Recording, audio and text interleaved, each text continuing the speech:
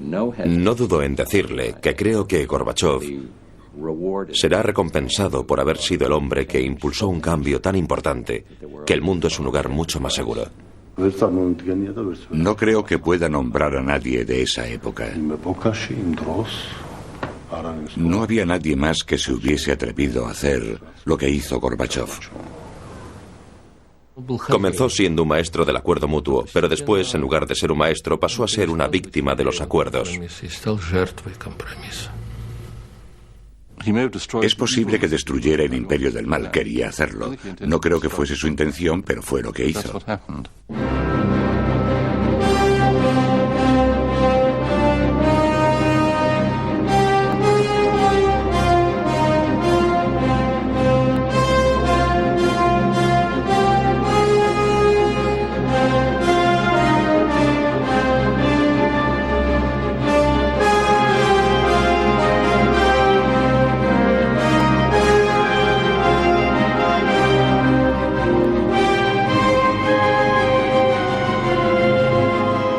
El fin de la URSS. Mikhail Gorbachov nació en 1931 en una pequeña aldea llamada Privolne, del sur de Rusia. En apariencia, sus orígenes campesinos le proporcionarían unas impecables credenciales a la hora de convertirse en líder soviético. Una niñez rural, modesta, típica de millones de rusos. Su abuelo materno, un veterano comunista, fue el presidente de la primera granja colectiva de la aldea, y Misha, como entonces se le llamaba, pasó sus primeros años con sus abuelos. Sus profesores de escuela lo recordaban como un alumno inteligente y seguro de sí mismo, que casi siempre sacaba 5, la nota máxima en el sistema educativo ruso. Cuando no estaba en la escuela iba al campo con los adultos e incluso recibió un premio por ello. Pero la realidad era mucho más dura.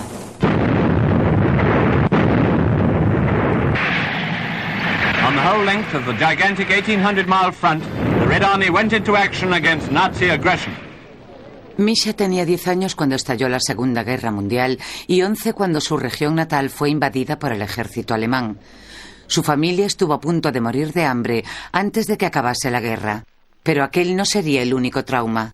Años antes, sus abuelos por las 2 ramas de la familia habían sido arrestados durante las purgas de Stalin, un hecho que él mantuvo en silencio durante años. Puedo decir con total seguridad que él no aceptaba a Stalin. Era de esta región, y en esta región, bajo Stalin, alrededor del 80% de los habitantes fueron arrestados o encarcelados.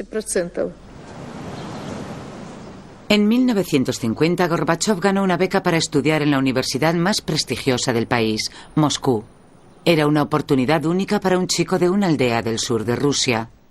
En la Facultad de Derecho no destacó nada más que por ser un alumno concienzudo y un entusiasta joven comunista que seguía la línea del partido, aunque a veces destacaba un poco, como la ocasión en la que defendió a un compañero judío al que estaban acosando en una reunión local del partido. Todo el mundo se calló. Gorbachov se levantó para hablar. Fue una de esas raras ocasiones en las que su irritación estalló y se convirtió en ira. Gorbachov se dirigió a aquel tipo y le dijo: «Eres un animal rastrero».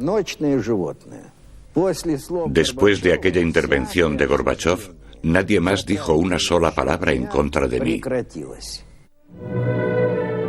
Pero el hecho que ensombreció todo lo demás durante sus años universitarios fue la muerte de Joseph Stalin. En su momento, para Gorbachov, como para muchos otros, supuso una tragedia nacional, pero también liberó al país del régimen de terror que atenazaba a la Unión Soviética desde hacía décadas. Moscú fue también el lugar donde conocería a su futura mujer, Raisa, que estudiaba en la Facultad de Filosofía. Nos conocimos en un baile. Sus amigos habían salido a bailar y habían visto a una chica que a ellos les pareció muy atractiva. Él decidió ir a ver de quién se trataba. Y era yo. Me invitó a bailar. Nuestros bailes preferidos eran el vals y el tango. Y así nos conocimos. Al terminar la carrera, Gorbachov decidió no ejercer la abogacía en Moscú y llevó a su joven esposa a su región natal. Stavropol era como todos los lugares atrasados y provinciales soviéticos, pasado de moda y no tenía contacto con la capital. Pocos conocían los experimentos reformistas puestos en marcha por Khrushchev, el nuevo líder del Kremlin. Pero era un buen lugar para hacer carrera en el partido y Gorbachov no perdió el tiempo. En 1970 era uno de los secretarios regionales del partido más jóvenes del país.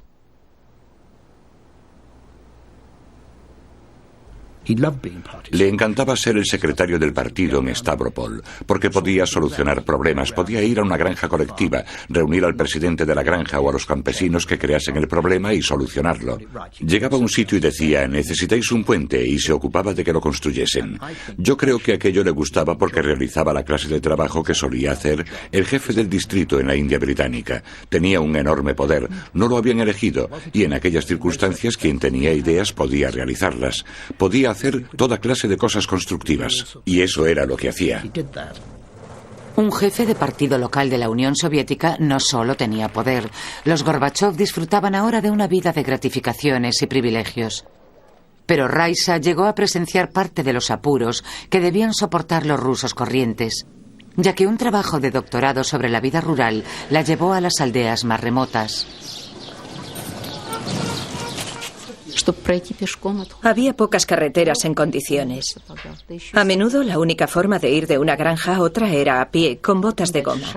Y cuando la bota se quedaba atascada en el barro, había que sacarla de allí antes de poder dar el siguiente paso. Buscando información de esa forma, debí conocer a miles de personas. Aquella fue mi sociología con rostro humano, por así decirlo. Como el socialismo con rostro humano. Socialismo con rostro humano fue el eslogan de la primavera de Praga en Checoslovaquia, como un amigo universitario checo le contó a Gorbachov cuando fue a visitarlo en 1967. Por entonces yo encabezaba un grupo de investigación política en Praga que estudiaba reformas políticas. Le expliqué algunas de mis ideas y me pareció que entendía muy bien aquello de lo que le hablaba. Pero me dijo que, aunque en Checoslovaquia podría funcionar, en la Unión Soviética no. Aún así yo estaba seguro de que si gente como él alcanzaba la cima, todo cambiaría. Pero en Checoslovaquia se tomaron medidas enérgicas. Intervinieron los tanques soviéticos aplastando la revolución. Gorbachov visitó Praga poco después, formando parte de una delegación del Partido Comunista Soviético. En aquel momento defendió la acción de su país. Años después confesaría que le había preocupado la forma en que el liderato de Brezhnev en la URSS había puesto punto final al experimento reformista de Checoslovaquia. De vuelta en su país, el jefe de la KGB soviético, Yuri Andropov, solía ir de vacaciones a las instalaciones de montaña próximas a Stavropol. Los paseos por el campo le dieron la oportunidad de conocer bien al joven secretario del partido y a su esposa. Gorbachov ya tenía un protector. Mantenían una buena relación personal con Andropov. Eso es verdad, porque Andropov, en cierto modo y en algunos aspectos, era distinto al resto de los burócratas del partido que venían de Moscú. Cuando algunos años después supe que habían invitado a Gorbachov a ir a Moscú, me pareció que era una buena elección, porque tenía la impresión de que era un hombre muy inteligente.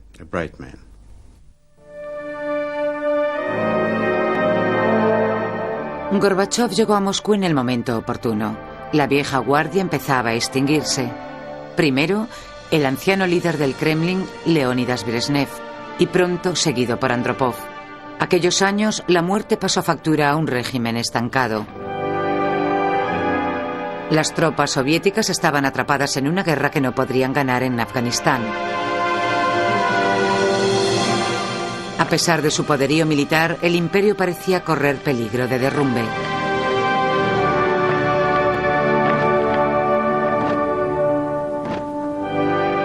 El control comunista de la Europa del Este empezaba a ser puesto en tela de juicio por el movimiento Solidaridad surgido en Polonia.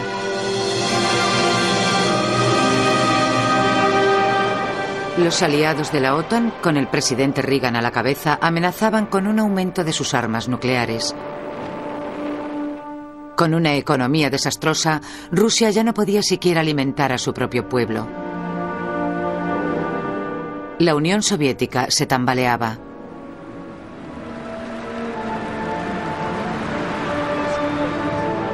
Pero la prometedora estrella de la siguiente generación se iba posicionando en silencio para el futuro. Gorbachov visitó Canadá para ver al hombre que se convertiría en el arquitecto de la perestroika.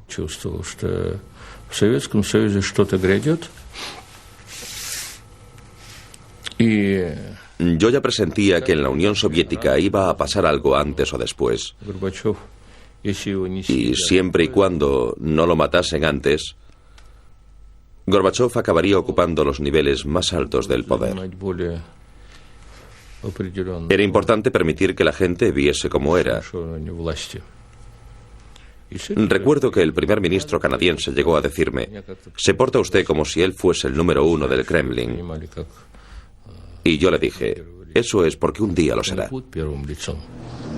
No tardó mucho tiempo en despertar el interés de otros gobiernos occidentales que ya tanteaban en busca de una forma de facilitar unas relaciones muy tensas con el Kremlin.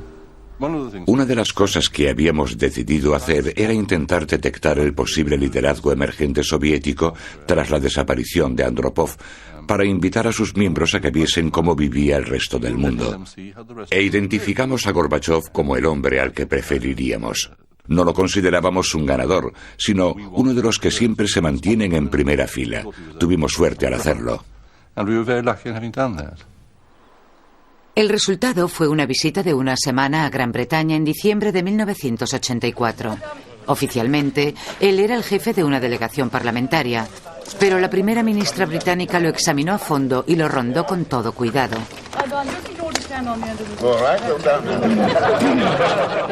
La dama de hierro, como la llamaban los rusos por sus opiniones anticomunistas, se quedó encantada.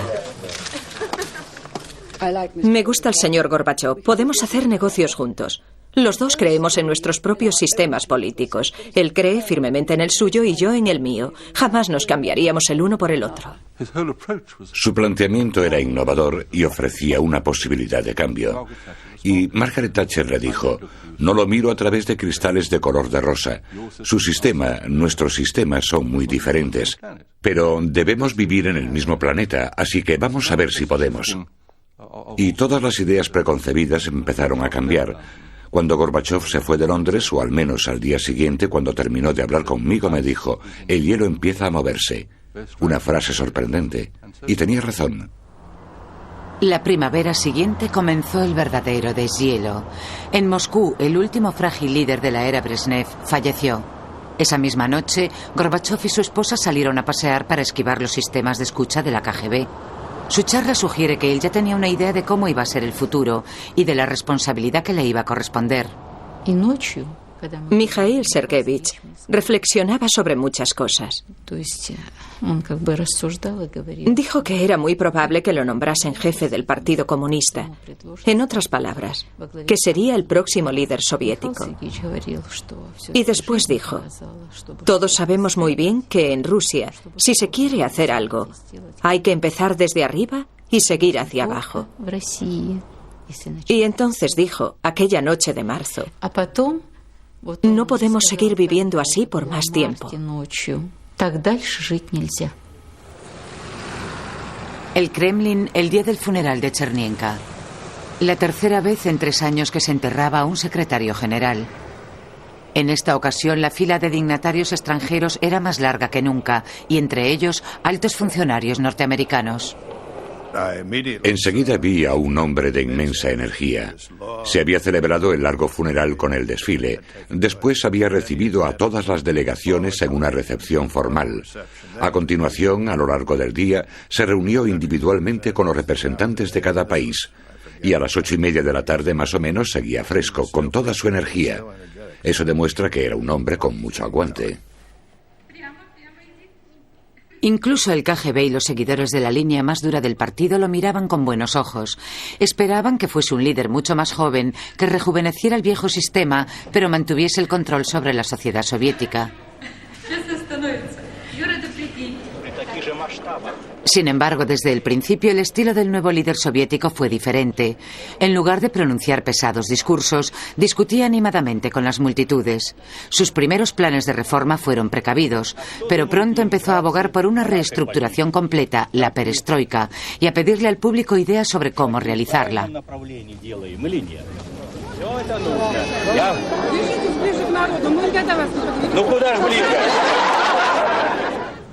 En poco tiempo surgió un segundo tema, la glasnost o apertura. Comenzó en la prensa con unos artículos deliberadamente críticos que seguían las instrucciones específicas del Kremlin. Los periódicos salían a diario y cada día iban retirando información capa tras capa. Era como pelar una cebolla. Al final resultó que la cebolla parecía una cosa por fuera, pero era totalmente diferente por dentro. Por fuera no era amarga, pero por dentro sí. Y cuando la sociedad comenzó a analizarse a sí misma a través de la glasnost, se hundió. Pronto los disidentes en el exilio, como el físico Andrei Sakharov, fueron liberados en un alarde de publicidad.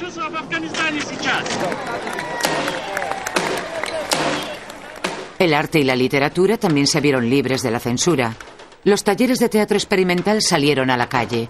Nadie se libraba de la sátira, ni siquiera el secretario general.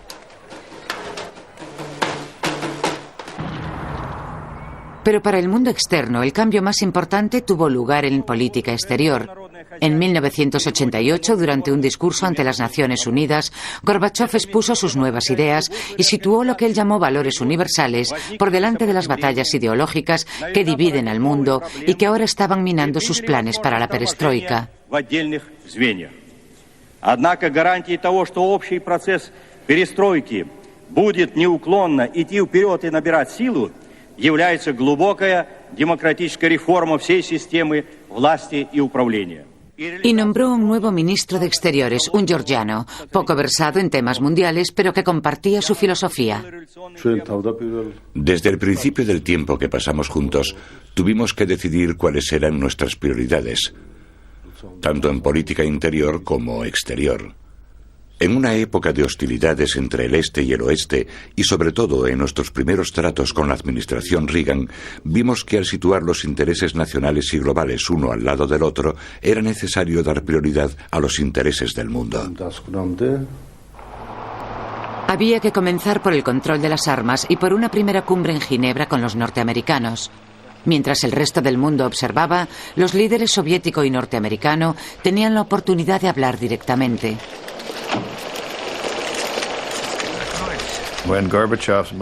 Cuando llegó la escolta de Gorbachov, el presidente Reagan salió a recibirlo sin abrigo, y eso que hacía mucho frío en Ginebra.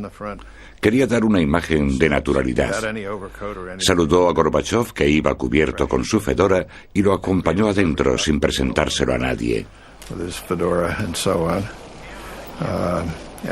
Su idea era convertir aquello en una reunión personal entre los dos.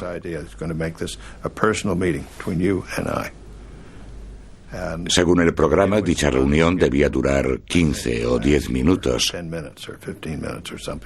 Y recuerdo que después de 3/4 de hora, el hombre encargado de que se cumpliera el programa vino y me dijo: ¿no cree que debería interrumpirlos?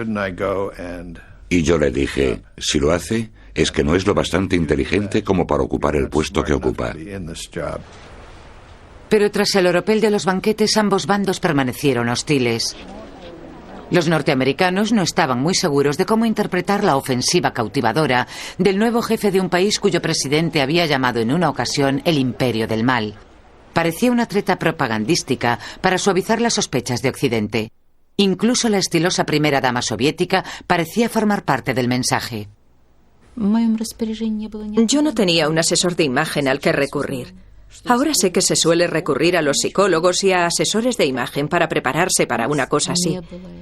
Gorbachov y yo no teníamos nada de eso. Jamás tuvimos asesor de imagen. Éramos como se nos veía.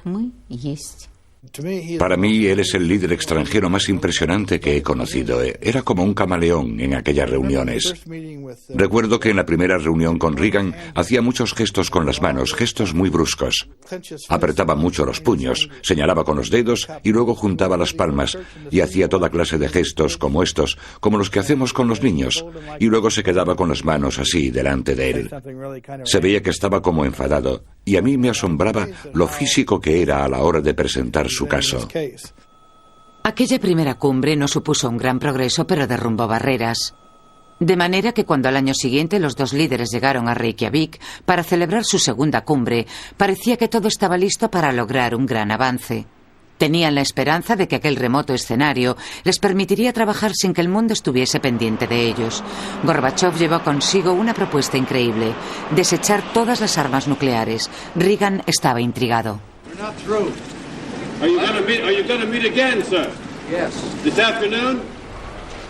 Los dos deseaban seguir hablando, pero durante el curso de las negociaciones, Reagan se negó a renunciar a su proyecto Guerra de las Galaxias y a su escudo defensivo nuclear. Gorbachov retiró su oferta. Decepcionadas, ambas partes admitieron que la cumbre que parecía tan prometedora había terminado en fracaso, pero Reykjavik fue la base firme sobre la que asentaron acuerdos armamentísticos posteriores.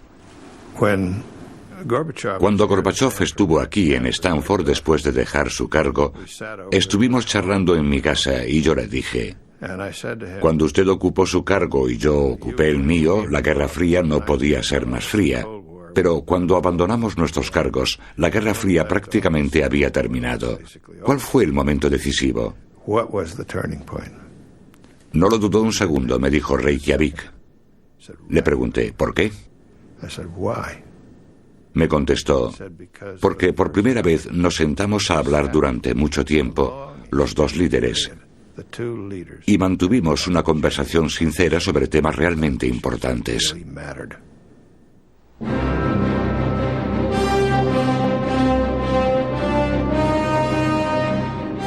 Las cumbres posteriores rebajaron drásticamente el arsenal de armas nucleares y pusieron fin a conflictos regionales. Las relaciones entre las superpotencias vivían una revolución. En el extranjero, Gorbachov ya no era el zar del imperio del mal.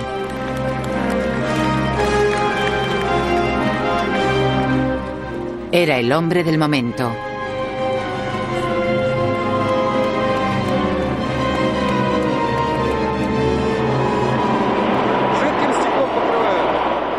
Pero en casa, el viejo sistema empezaba a desmoronarse. El accidente nuclear de Chernóbil en 1986 no provocó demasiado pánico al principio, hasta que los ciudadanos se enteraron de los peligros de la radiación por los medios de comunicación occidentales. Eso hizo comprender a Gorbachov la magnitud de su tarea: salvar un sistema antes de que se derrumbase por completo. Se cometieron algunos errores, como una campaña antialcohol que enfureció a los rusos. La perestroika no iba a ninguna parte.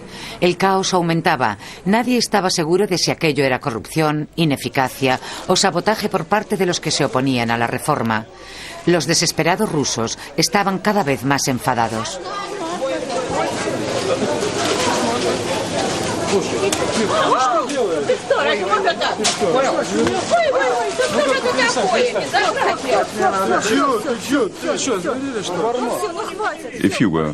Para un ruso de a pie que hacía cola, incluso en el 88, nada había cambiado aún, y menos en lo referente a los alimentos.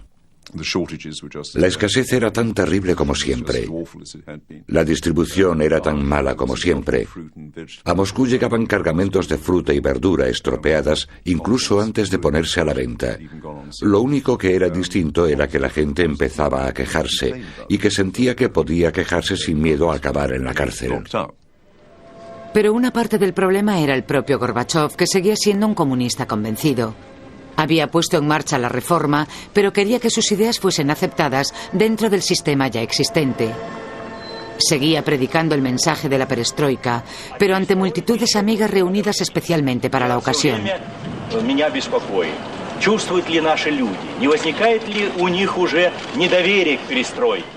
La idea de una reforma prudente se vio superada con rapidez. Cuando los economistas aconsejaron acabar con la prohibición impuesta durante 70 años de la propiedad privada, Gorbachov se negó a escucharlos.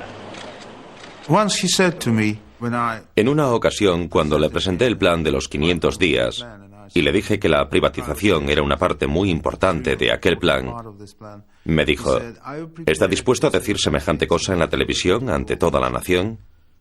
Yo le dije sí. Se puso nervioso y me dijo: ¿usted está dispuesto a hacerlo porque no es capaz de imaginar cuál será la reacción? Entonces comprendí que aquello no era su idea personal, fuese buena o mala. Sencillamente es que tenía miedo. Temía al pueblo. Pensaba que el pueblo no lo admitiría. Y no solo el pueblo. El líder soviético llevaba a cabo un difícil número de equilibrista. Para imponer las reformas a los reacios burócratas, se apoyaba en su imagen de líder absoluto del partido, pero sabía que todo tenía un límite. De lo contrario, ellos podrían ponerse en su contra y alejarlo del Kremlin. Se veía continuamente perjudicado por los miembros conservadores del Comité Central, que siempre estaban en mayoría. Lo que les preocupaba era quedarse sin trabajo, sin privilegios. Y lo mismo ocurría con la mayoría de los burócratas. Y él, con razón o sin ella, decidió que si quería reformar la economía, debería comenzar reformando el partido y el aparato del partido.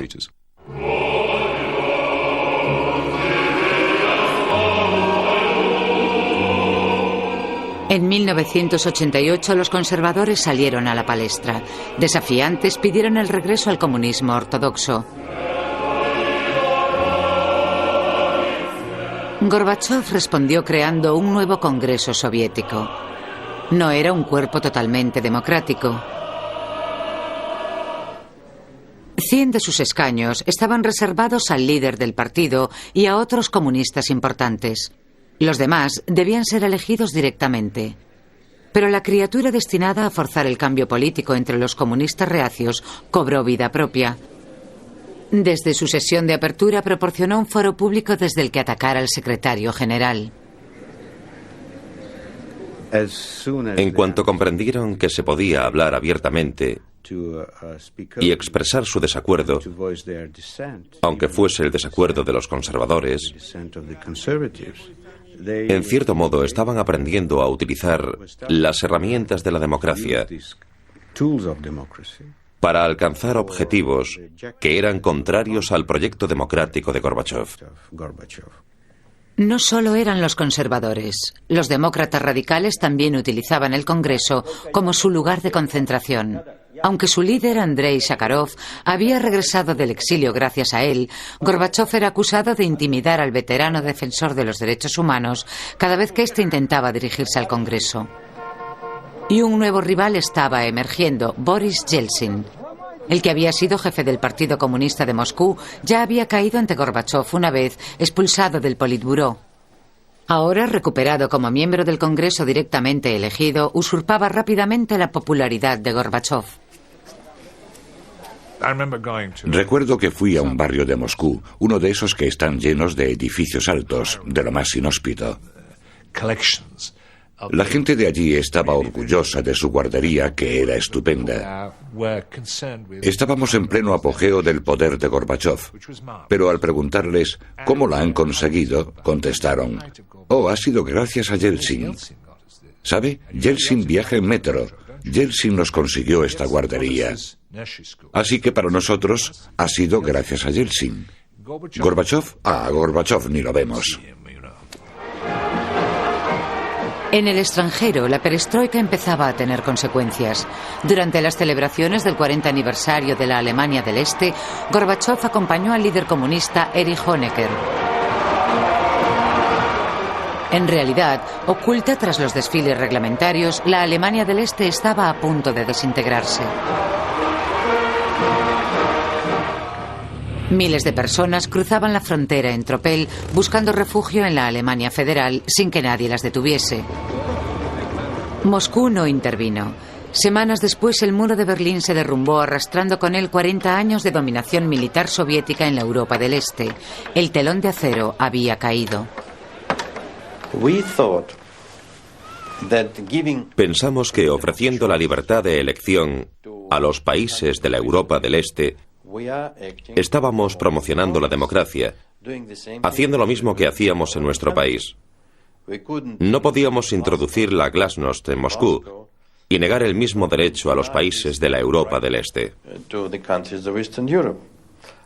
Pero estoy seguro de que Gorbachov nunca imaginó que la gente, al tener libertad de elección, al poder ejercer su voluntad, derrocaría a los comunistas.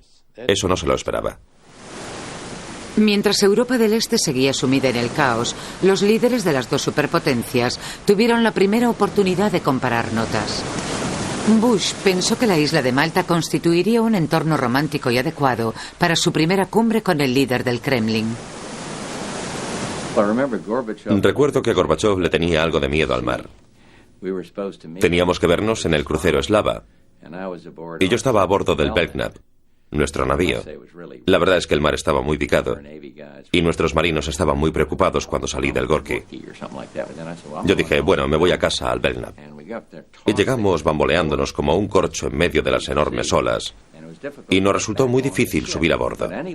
El caso es que yo dije, tenemos una gran comida preparada en el Belknap y al día siguiente nos veremos en el Slava. Pero él no quiso salir al mar. Yo después me metía con él por eso y le decía, vamos, Mikhail, que no era para tanto. A pesar de su respeto al mar, el líder soviético parecía tan seguro de sí mismo como siempre. Pero Bush sabía que debía andar con 4 ojos. Cuando cayó el muro de Berlín, en la prensa se dijo, el presidente Bush no ha mostrado sus sentimientos al respecto. Debería expresar la alegría que todos sentimos por la caída del muro de Berlín. Esa habría sido la estupidez más grande que podría haber cometido un presidente, porque sería como meterle el dedo en el ojo al ejército soviético y a los nacionalistas, a los que Gorbachov estaba intentando contener.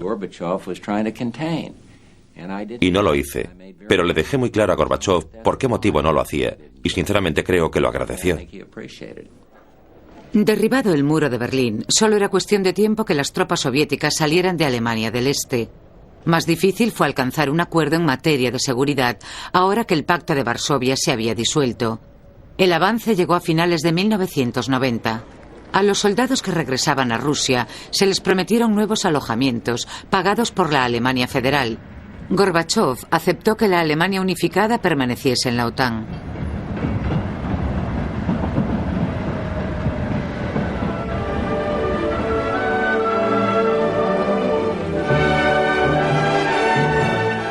Mientras la bandera de Alemania del Este descendía, las celebraciones marcaron la reunificación de Alemania.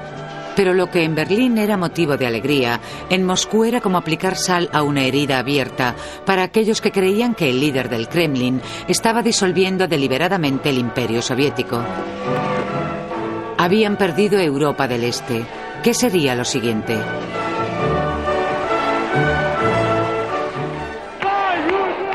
Lituania estaba impaciente por seguir las huellas de la Europa del Este. Los 3 estados bálticos habían sido ocupados por la Unión Soviética desde la Segunda Guerra Mundial. Con la esperanza de aplastar la amenaza de la rebelión interna antes de que fuese a más, Gorbachov voló a Lituania para dejar claro que ahí era donde establecía su límite. Pero sus intentos de persuasión para que se quedasen dentro de la Unión Soviética fueron en balde.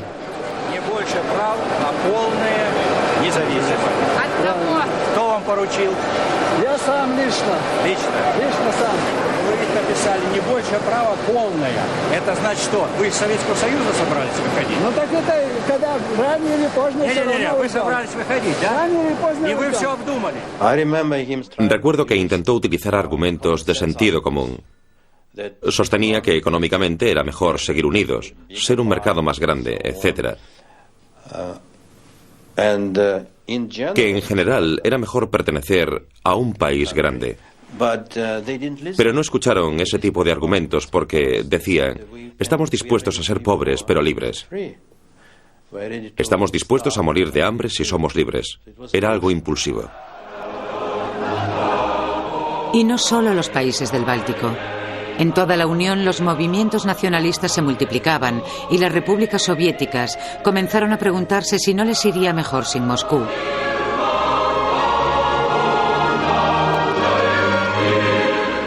3 meses después de su visita, Lituania desafió a Gorbachov y cortó sus cadenas. Con una emotiva votación realizada en su parlamento, se declararon país independiente.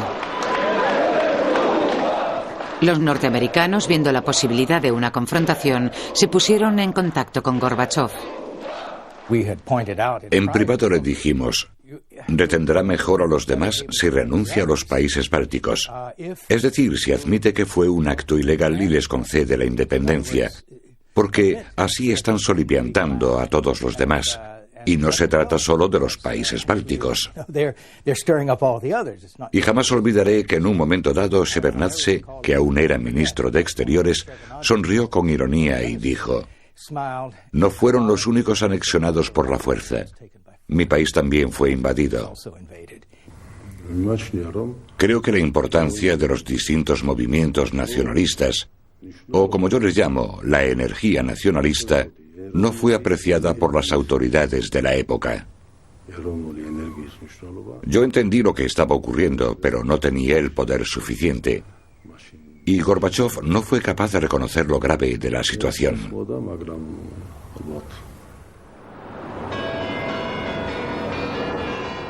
Gorbachov estaba cada vez más presionado. Los desilusionados veteranos del ejército ruso y los rusos que temían ser expulsados de otras repúblicas se habían unido al grupo de presión de los comunistas conservadores. Con la esperanza de mantener su menguante poder como jefe de partido, Gorbachov decidió nombrarse presidente soviético.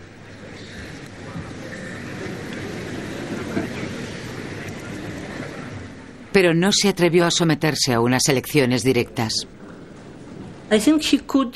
Creo que pudo haber ganado las elecciones, unas elecciones populares en marzo de 1990, cuando fue elegido presidente de la Unión Soviética. Pero no tuvo el valor suficiente en ese momento para organizar unas elecciones populares, porque le pareció demasiado arriesgado.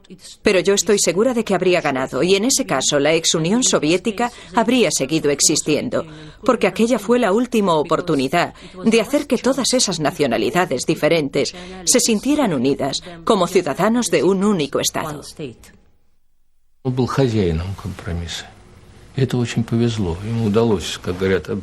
Era un maestro de los acuerdos, y eso estaba bien. Le ayudó a arrastrar a toda aquella chusma de comunistas ortodoxos sin que estos se dieran ni cuenta de lo que tramaba. Pero poco a poco, en lugar de seguir siendo el maestro de los acuerdos que era, se convirtió en una víctima de los acuerdos.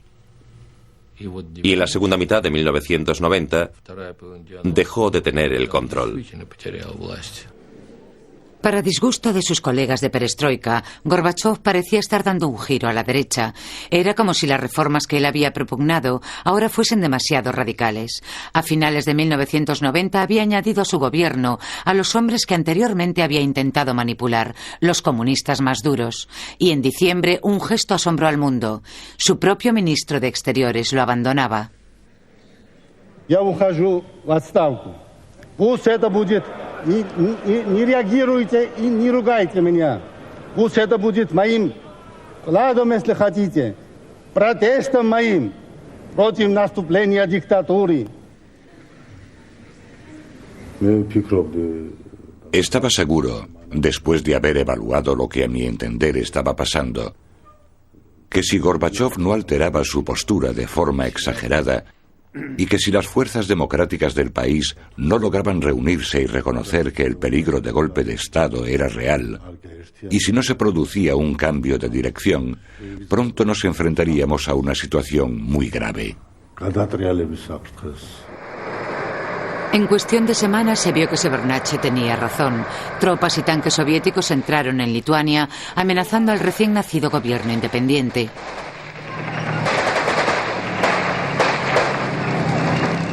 Por la noche atacaron el centro de emisión de la televisión local e intentaron alzarse con el poder. Murieron varios civiles. Parecían las medidas enérgicas al viejo estilo soviético. Y mientras el mundo miraba, el presidente Gorbachov negaba haber dado la orden de ataque, pero rechazaba pedir disculpas. Pedía el apoyo de Occidente y envió un mensaje al presidente de los Estados Unidos. Me dijo, Jack, hay una cosa que debe entender, y es que estamos a las puertas de una guerra civil. Como presidente tengo que evitarlo. Van a ser testigos de mi movimiento en zigzag. Y si puede ayudarme a que mi amigo George lo comprenda, los dos estaremos en deuda con usted.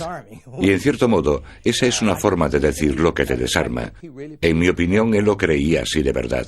Él creía que si no permitía cierto margen de maniobra a las fuerzas de seguridad, lo retirarían de su puesto.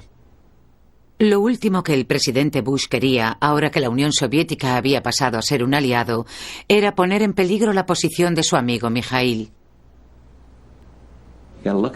Hay que mirar a la persona a los ojos y decirle, no queremos atarte de pies y manos, no intentamos hacerte caer. No queremos que esta agresión siga adelante. Pensamos que ha llegado la hora de que la gente de los países bálticos sea libre. Debemos tener en cuenta la otra cara de la moneda. Yo fui el presidente del que algunos líderes norteamericanos más afectados por el Báltico dijeron, Bush está arrastrando los pies. Algunos de los congresistas que no sabían demasiado sobre el asunto dijeron, Bush lleva demasiado tiempo al lado de Gorbachev, está apoyando a Gorbachev. El cambio llegaba tal y como lo habíamos deseado, y yo no veía motivo alguno que me llevase a intentar empujar a Gorbachev al vacío. El cambio no llegaba tal y como Gorbachev lo quería. Aquella primavera, los demócratas rusos dirigidos por Boris Yeltsin organizaron una manifestación a las afueras del Kremlin, lo que hizo surgir el espectro de que Rusia, la república más grande de la Unión Soviética, también quería la independencia.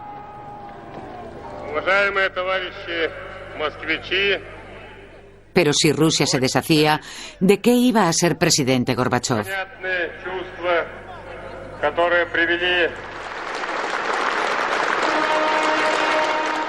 Lo peor aún estaba por llegar, la coronación de Yeltsin como primer presidente de Rusia.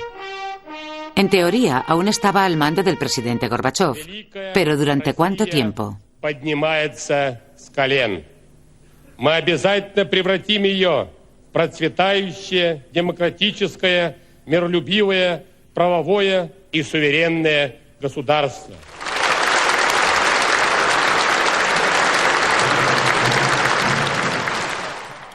El Día del Trabajo y el desfile tradicional. El presidente soviético se reúne con sus colegas de la facción dura sobre el mausoleo de Lenin. Pero incluso aquí la multitud se vuelve en su contra y exige su dimisión. Gorbachev no puede soportar la humillación pública. Por primera vez, un líder soviético sale abucheado de la Plaza Roja. Sabíamos que era un reformista, por eso no nos preocupaba el declive de Gorbachev. Sabíamos, obviamente, que su poder era cada vez menor, pero seguía luchando con fuerza y nosotros seguíamos apoyándolo y pensábamos seguir haciéndolo hasta el final, que fue lo que hicimos. Cuando el presidente Bush llegó a Moscú en la cumbre de julio, con el fin de firmar el tratado START para el recorte de armas nucleares, era imposible ignorar lo que estaba ocurriendo. Gorbachev y su esposa seguían siendo los anfitriones de la cumbre y dieron la bienvenida al presidente de los Estados Unidos y a su esposa al Kremlin. Pero se estaba haciendo dolorosamente evidente que la rivalidad entre Yeltsin y Gorbachev, su colega soviético, ya no se escondía.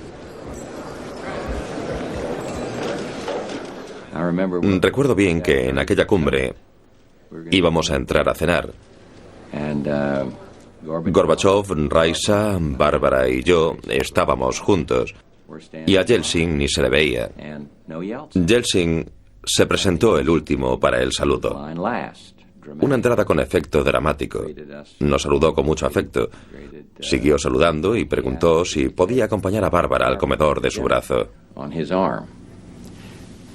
Por supuesto, Gorbachev se molestó mucho.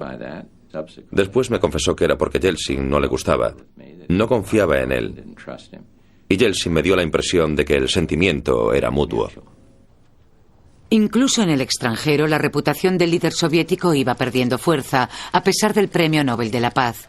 Mantuvo su expresión valiente durante las charlas de los líderes del G7 en la cumbre de Londres. Pero el pacifista internacional parecía más un pariente pobre pidiendo limosna y su petición de grandes sumas de ayuda económica fue rechazada.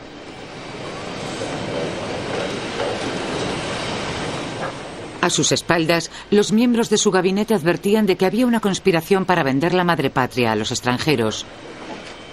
Los mismos hombres que fueron a recibirlo a su regreso a Moscú estaban ya conspirando en su contra.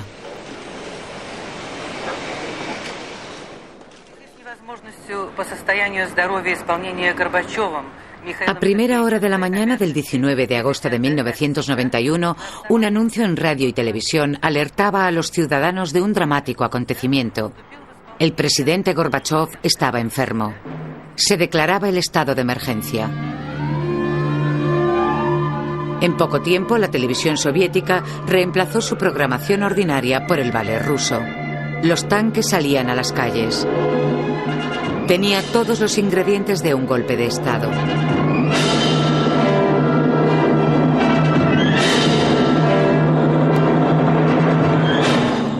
El golpe había comenzado el día anterior. Los conspiradores, jefes del KGB y el ejército, estaban convencidos de que sin su intervención, la Unión se vendría abajo. En Gorbachov vimos a alguien incapaz de gobernar. Estábamos convencidos de ello.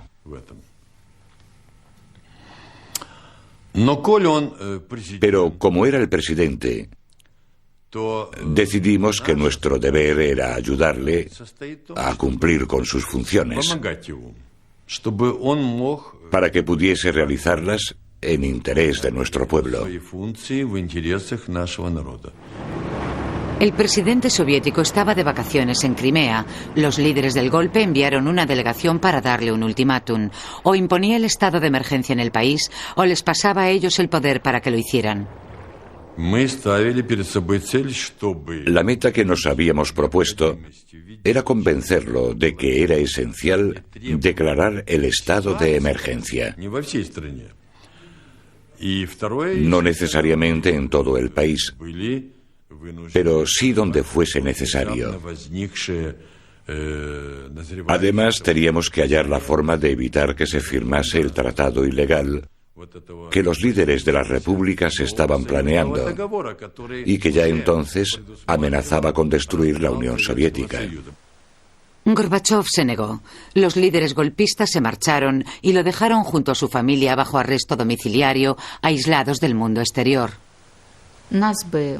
Si tenían pensado mantenernos en un aislamiento a largo plazo, como a Khrushchev, o matarnos, no lo sé.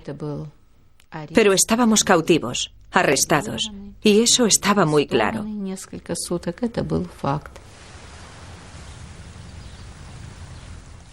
Algunos de nuestros guardaespaldas personales nos habían abandonado.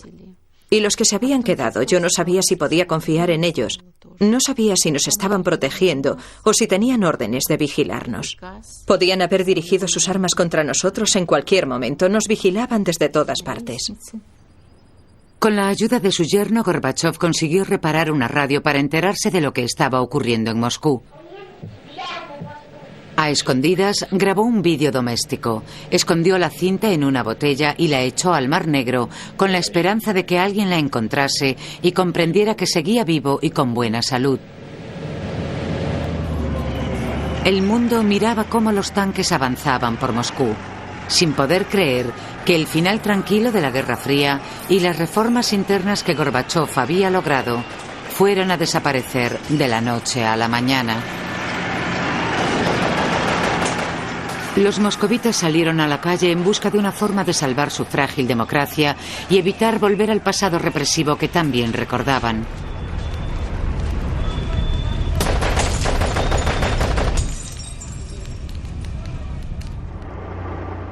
En realidad, el golpe hacía aguas por todas partes. En el interior del Kremlin, los conspiradores, algunos borrachos, se desanimaban. Los jóvenes soldados acampados fuera recibieron órdenes nada claras de atacar a sus compatriotas. El nuevo presidente ruso ocupó el puesto de Gorbachov, solicitó apoyo de Occidente y declaró ilegal la toma de poder golpista. Имеем дело с правым реакционным антиконституционным переворотом. Las multitudes que rodeaban el Parlamento ruso comprendieron que la marea estaba a punto de cambiar y recuperaron el ánimo. Gorbachov seguía lo que ocurría gracias a su radio y convenció a sus guardias para que volvieran a conectar su teléfono. Yo había salido en barco en el estado de Maine y recibí una llamada telefónica. Es una llamada importante para el presidente Bush. Entré y el jefe del servicio secreto me dijo, es una llamada del señor Gorbachev. Cuando oí su voz, sentí un gran alivio. Es como cuando estás preocupado por un amigo y descubres que está bien. Es posible que decir eso me haga parecer falto de profundidad, pero eso fue exactamente lo que sentí. Para mí, lo más asombroso del golpe de Estado es el hecho de que fracasase, porque estaba dirigido por todas aquellas personas a las que habíamos temido en la Unión Soviética durante todos aquellos años. El ejército, los líderes del partido, el KGB, el Ministerio del Interior, todos los órganos de poder comunistas se habían unido, pero no consiguieron que funcionara. Fue un golpe de Estado llevado con total ineptitud. Coup.